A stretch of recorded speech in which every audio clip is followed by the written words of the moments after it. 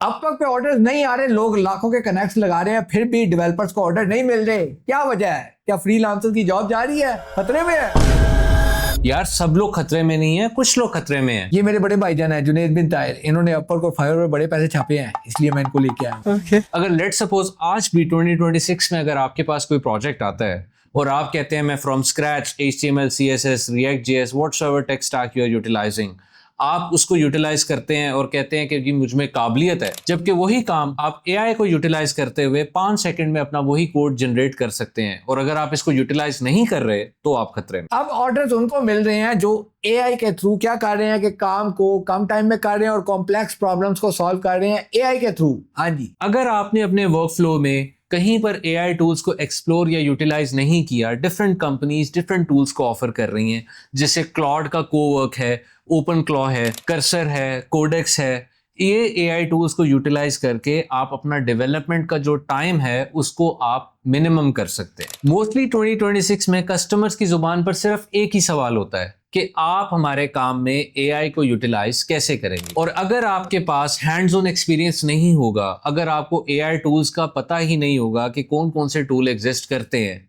तो आपका first impression ही customer के सामने कॉम्प्रोमाइज हो जाएगा। और इसके अलावा एक और बात कि क्लाइंट AI वाली टर्म से ना बहुत ज्यादा इंप्रेस होता है, तो आपने अपने आप को शो कराना कि आप AI के स्पेशलिस्ट हैं डेवलपमेंट में।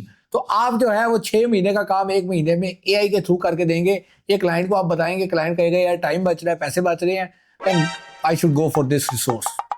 अगर आज भी आप अपने कस्टमर्स को डिलीवरी टाइम वैसे ही दे रहे हैं जैसे 3 साल पहले देते थे, तो भी आप खतरे में हैं। डिफरेंट AI टूल्स अवेलेबल हैं जैसे रेपलेट, लवेबल, इनको यूटिलाइज करके आप कस्टमर्स को MVP वर्जन डिलीवर कर सकते हैं in a very quick manner. Customer को सबसे ज्यादा फायदा तब होगा जब उसका डेवलपमेंट में टाइम कम लगेगा, वो अपने ऑपरेशंस को आगे कंटिन्यू कर पाए। अगर आज भी आप अपने कस्टमर्स के सामने प्राइस पर compete कर रहे हैं ना कि कैपेबिलिटी के ऊपर, तो this is too much dangerous for you. तो मोरल ऑफ द स्टोरी क्या है कि वो वाले फ्रीलांसर्स जो कम टाइम में क्लाइंट को फायदा दे रहे हैं ना, क्लाइंट को फायदा तब होता है जब कम टाइम में कम पैसों में काम होता है, तब क्लाइंट को फायदा होता है। तो अगर तो ये फायदा आप क्लाइंट को पहुंचा सकते हैं और आपके जो अपर के प्रपोजल्स होते हैं उनमें आप ये चीज क्लाइंट को बता सकते हैं, तो फिर आपको ऑर्डर मिलेगा।